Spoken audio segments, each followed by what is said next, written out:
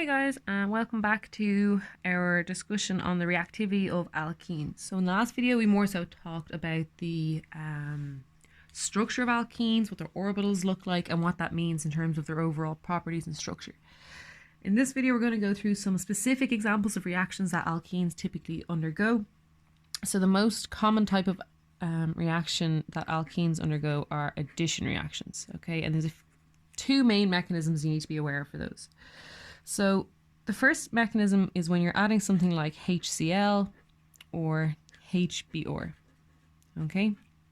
So when you have either HCl or HBr in a solution, it will actually exist as H+, and we're just going to use chlorine as the example here, and Cl-, okay? So when you take your alkene, and we're going to take this alkene, so it doesn't really matter what the OR groups are, okay? As I said in the last video, alkenes are generally nucleophilic, so because it has these extra electrons, so to speak, in this pi bond, they're able to attack electrophiles. And in this case, you've got a H+, you have a proton, so that's very much so looking to fill its 1s orbital.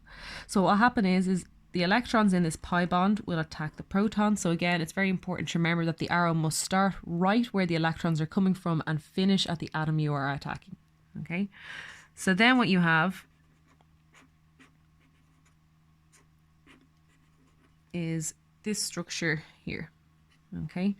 And you still have your Cl- floating around. So it's important to remember, as I said before, anytime you do a reaction, you need to make sure that the number of positive and negative charges are the same on both sides of the arrow. So on this side, you have one positive and one negative, and on this side, you only have one negative. So that means you're missing a positive charge somewhere. So if you look at this structure here, this carbon has 4 bonds. It has a double bond and 2 single bonds, but now it only has 3 bonds. So you should know now that your positive charge is at that carbon. So then you have a positive charge and a negative charge, so you should probably be able to see where this is going. The negative charge in your chlorine is going to attack that carbon. Okay, so again, the arrow starts at the negative charge and it finishes at the atom that you're attacking. So then what you end up with is the overall addition of HCl to your molecule, okay? Some of you are probably wondering, if you don't already know the answer, why is the chlorine at this position and not at this position, okay? So the other product you could possibly make, actually I'll draw it underneath, the other molecule you could possibly make in this reaction is this one here, where your hydrogen is beside these 2 OR groups and your chlorine is on the carbon that only has 1 OR group. So this is almost always the dominant product, okay? And you have to ask yourself why that is. So there's a thing called Markovnikovs Rule, and what that talks about is the relative stability of carbocations, okay? So that's a positive charge. So I'm just going to draw that positive charge back in again just so it's clear. So it's talking about why some positive charges on carbons are more stable than others. So to get this molecule here, what you would have needed to have done would be for the hydrogen to be here and a positive charge to be on this carbon, okay? So even though carbons aren't exactly the most electron-rich group you can have, they are electron donating to an extent. So in this case, because this positive charge has 2 neighboring OR groups, it's sort of stabilized, okay? So that positive charge isn't too reactive, okay? Relatively speaking. But when you look at this carbon here, there's only 1 OR group on this side. So it's less stabilized than this positive charge, okay? So because of that, what happens is when your alkene attacks your hydrogen, it's going to do it in such a way that the more stable cation is formed. Okay, so in this case, the electrons are going to attack the hydrogen and you're going to end up with your positive charge at the more substituted carbon. Now, there are some exceptions to the Markovnikov rule, but they're kind of outside the scope of a first year module, so we'll just leave it there. But as far as you guys are concerned, what's going to happen is you're always going to end up with a positive charge at the more substituted carbon. Okay, so that's really important. So that's why this is the product that you form. Okay, because when you form the positive charge, it's not too bad being beside all these extra carbons, so then it's ready for the chlorine to attack it. Okay, So that's the first main type of reaction in terms of what alkenes do, but there's other type of additions as well. So if you take bromine, okay, so it's similar enough to HCl, the way in which it adds, but it has a pretty different mechanism really, okay? So as we've discussed in previous videos, halides like chlorine, iodine, and bromine, they're very good leaving groups, and that's true even when it's in the diatomic, when it's in a diatomic form as well. Okay, so if you take this alkene here, actually I'm not going to draw the carbons. So if you take this alkene here, it doesn't really matter what the OR groups are. What will happen is the same as before. Your double bond can attack one of these bromines. Okay, when this happens, this bromine is going to leave. Okay, but the other thing that happens is, in this case, you end up, when you do your nucleophilic attack, you end up with a positive charge. But what happens here, because of the fact that bromine has a lone pair, it will get attacked, and then it will also attack afterwards as well. Okay, so then what you end up with is, so I'm just going to draw my OR groups pointing down now just so it's a bit clearer. Okay, you end up with, I'll draw it in purple just to be clear. So you end up with a bromine where the electrons in this bond came from the alkene, and the electrons in this bond came from a lone pair on the bromine. Okay, now bromine doesn't really like to have two bonds. Okay, so before it used to have this lone pair all to itself, and now it's sharing a lone pair of electrons. So that means your bromine is actually positively charged now. Okay, and in the case of this bromine, it's just gained those electrons, so it's negatively charged. Okay, so just to explain this step here, because this can be a little confusing.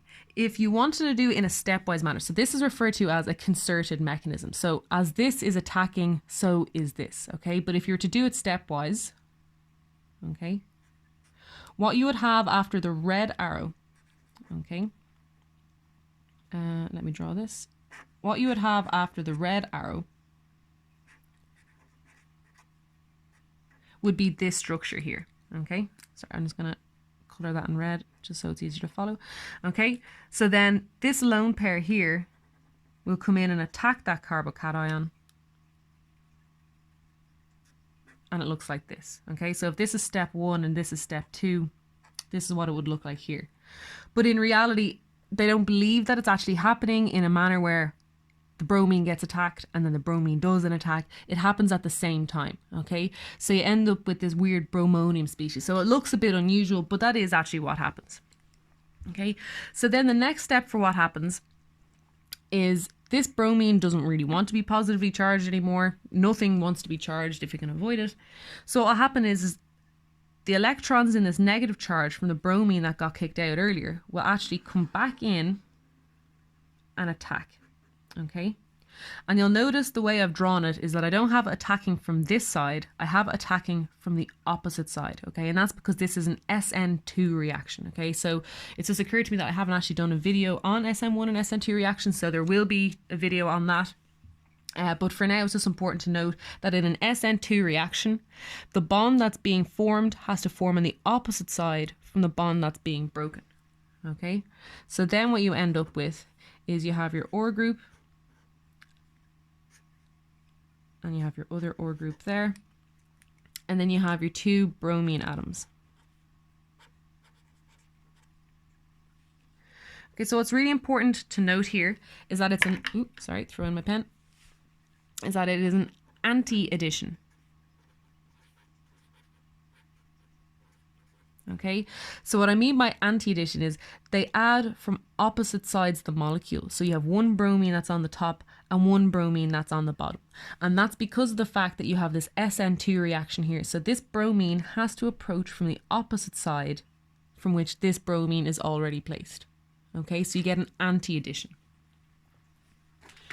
So the last thing realistically that needs to be talked about is how to make alkenes. Okay, so there's two main ways that I think is important for you guys to know. So the first is from the elimination of, for example, what would it be? Perhaps alcohols or things that are leaving groups, okay? So if you have this alkane like this, okay? And let's say you have a chlorine here, right? So even though we've said before that alkane hydrogens aren't very acidic, if you use a strong enough base and you have an adjacent leaving group, you can make them leave, okay, as a proton. So if you take, we're just going to say B minus, okay, so just for base, okay. So if B minus, your base, attacks this hydrogen, okay, what will happen is the electrons in the hydrogen carbon bond, they're not needed anymore because hydrogen can only have one bond. So as you're making this bond, you break the old bond, okay. So these electrons then feed in here, and that's possible because your chlorine is such a good leaving group that they just fall, that the chlorine can just basically fall off the molecule. So then what you end up with overall, okay, so you have your alkene, your alkane that's turned into an alkene, plus your base, which now is attached to a hydrogen, so it's BH, and Cl minus. Okay, so again, if you look at all the charges, you started with one negative charge and you finished with one negative charge. Okay, so that's one way to make alkenes. And then the other one, which is pretty important, and I'll be covering it in another video, is if you take an alkyne, okay, you can add hydrogen to it, and that will give you an alkene.